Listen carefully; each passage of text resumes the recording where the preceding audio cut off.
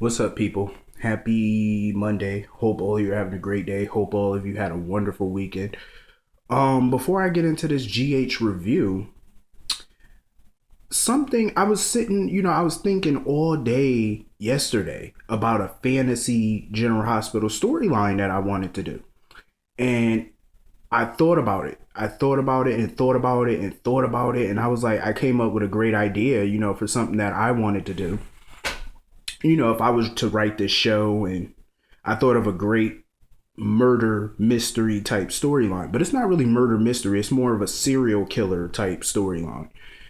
And I was thinking about doing you remember a few months back I started the whole Sims 3 General Hospital review. Remember that? I was thinking about resurrecting it, but making it fanfic, like a storyline, because it basically is fan fiction. Of course. And I was thinking about adding a storyline to it where all the existing storylines that I did for it would kind of take a back seat to the serial killer storyline. And the serial killer storyline was going to be called the serial killer was going to be called the Red Ribbon Killer. Um I'm going to give you a little bit of detail on this. The serial killer basically kills random people, and after he kills them, he ties a red ribbon around their wrists, kind of like his trademark, his signature, like his calling card.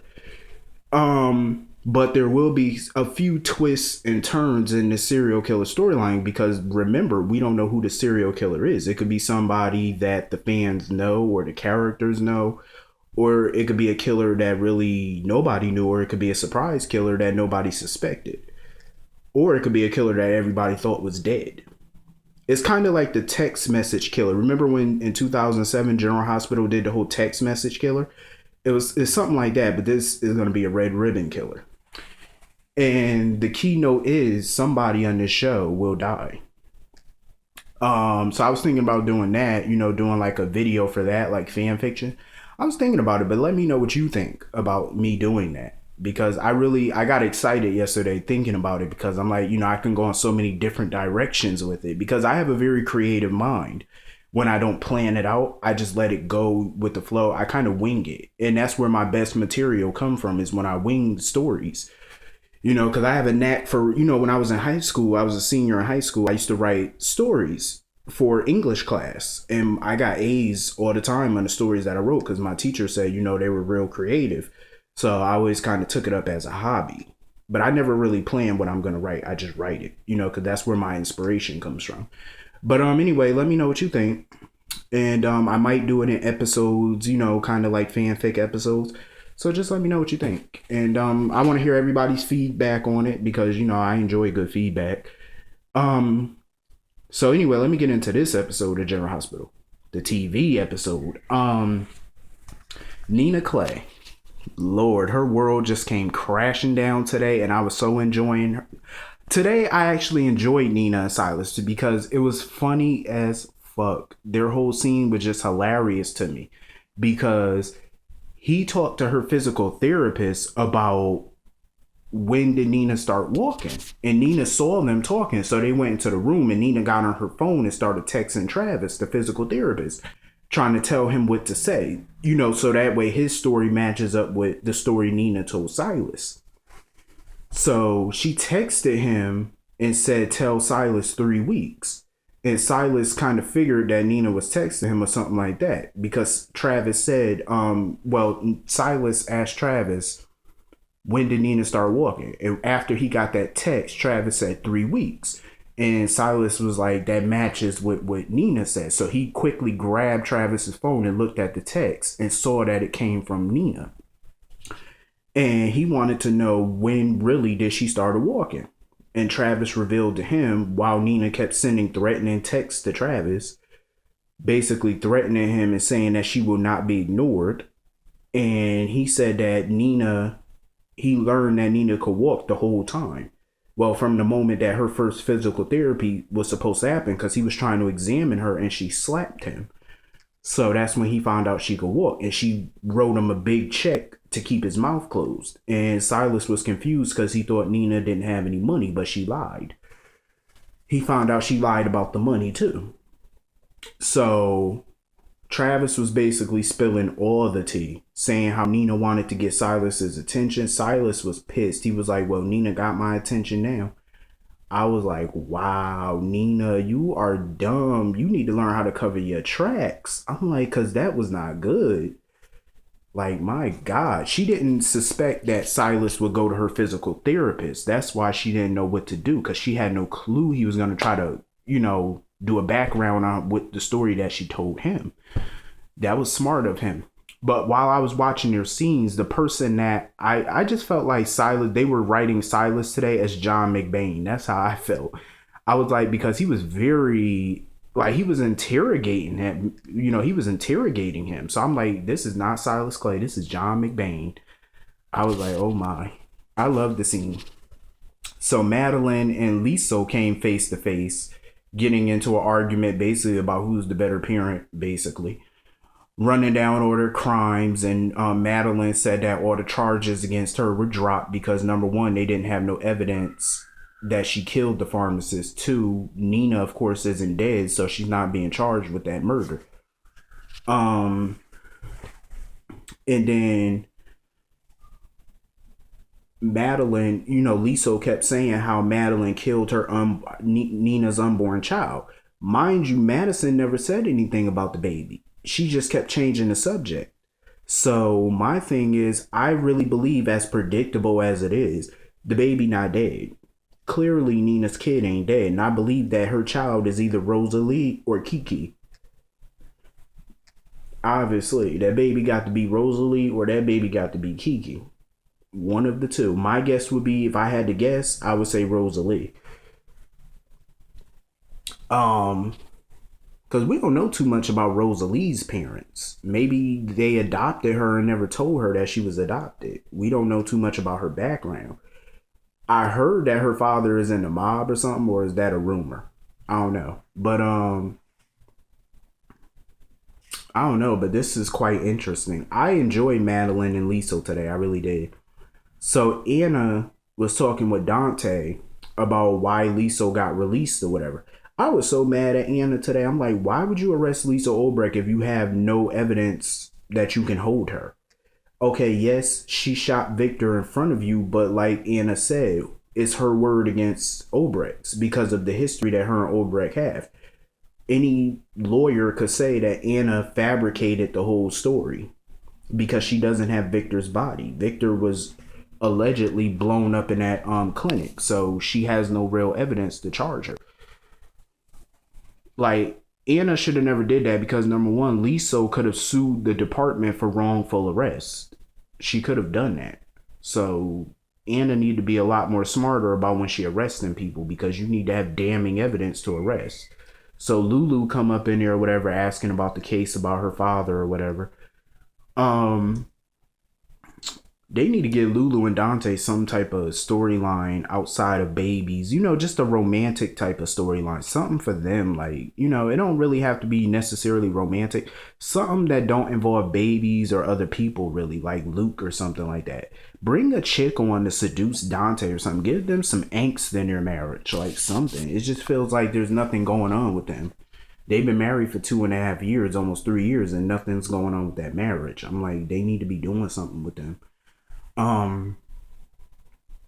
So what was I about to say? Who else? So Jason was talking with Elizabeth. I'm so mad at Elizabeth because Elizabeth was telling him about Lucky, her ex-husband. Lucky Spencer. She was telling him about Lucky and how Lucky left Port Charles a few years ago after they divorced. Talking about he left town after they divorced. No, she said after they divorced, Lucky left town. I didn't like that. I'm like, who put that in the script? Because that's not remotely true. She made it, the way she said it made it sound like her and Lucky divorced. They were married, then they divorced, and then he left town. That's not how it happened. She made it sound like it happened recently. Her and Lucky divorced in 2007. Lucky left town 2011, at the end of 2011. So I'm like, come on now. Y'all were divorced for 4 years when he left town. Y'all been divorced by the time he left town. So why is she trying to make it sound like they were married at the time and then they divorced and then he left town right after the divorce, which is not true. It was years after the divorce. Um, just to correct it. And then she was talking about how Jason couldn't be a father to Jake because of his life choices, which proves my point because somebody kept saying that Liz could handle Jason's mob life. No, she can't. And she basically proved it again today with what she said because of Jason's life choices. She could never handle his lifestyle. She never could. And if Jason were to return to the mob again, how could she handle it this time? The danger, I mean, she does have 2 other kids. So I doubt she would put their life in danger to be with Jason, or maybe she would. Who knows? But she didn't before. So I do have to, give her some props on that because she's a lot different than Carly. See, Carly allowed Sonny, a mob boss, to be a part of her son's life, basically putting her kids in danger every single day. Liz didn't do that. Liz did not do that. She put her kids first in regards to her being with Jason and the mob and stuff like that. Although she was briefly engaged to Jason in 2008 and she did want to get back with him. But I mean, for the most part, she kept her kids out of the mob. So, and I know somebody gonna say, well, I'll never give her props because I don't like her. Well, good for you. But I'm trying to be objective here for the most part. Mind you, I don't really like Elizabeth because of the way she's been written, but sometimes, So they took Jason's bandages off or whatever, and Dante's waiting for his fingerprints to come back. Apparently, they might have a match. Hopefully, this whole amnesia storyline ends very quickly because I hate amnesia storylines. They bore me because they take so long to get their memory back. It's so annoying. So anyway, Patrick and Sam were at the cafe in Amsterdam with Tracy waiting for Luke. And guess who popped up? Jerry Jacks. So he had his thugs in there, his guards, making sure Sam and them couldn't leave. And he made it seem like he had Luke held hostage or something like that, saying that he wanted something in return for Luke's freedom. I think that this is all smoke screens created by the fake Luke. Because think about it. Fake Luke. Here's the thing. Everybody knows Jerry Jacks is not the boss. Jerry Jacks is never the boss. Every time there's a scheme going on, he's never the boss of anything. He's always the go-to guy. He's the guy that the bosses actually hire to kind of pretend to be the boss.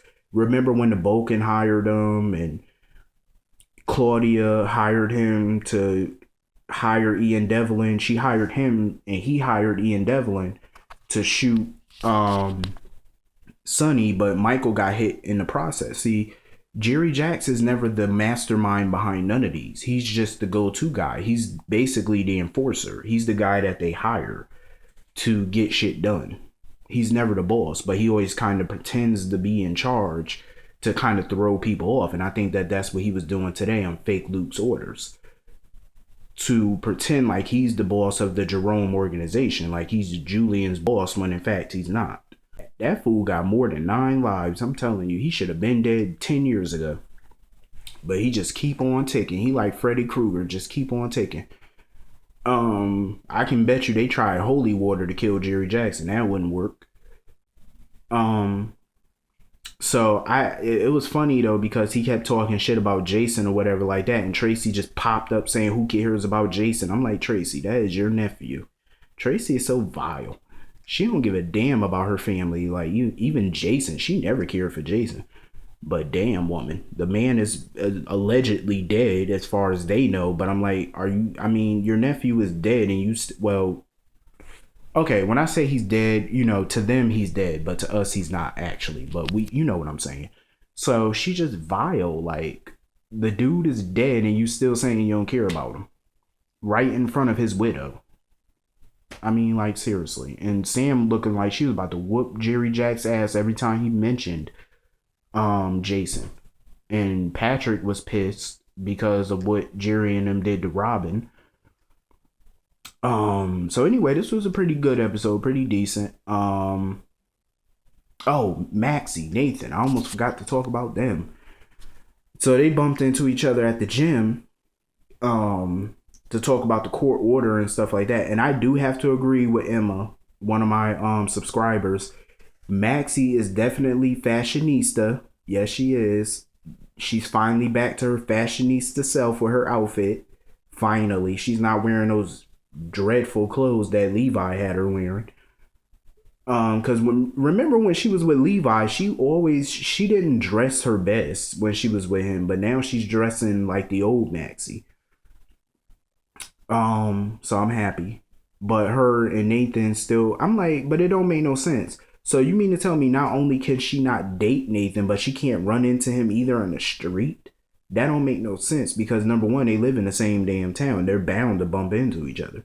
Maxie need to hurry up and get Diane on the phone and fix this because this don't make no sense.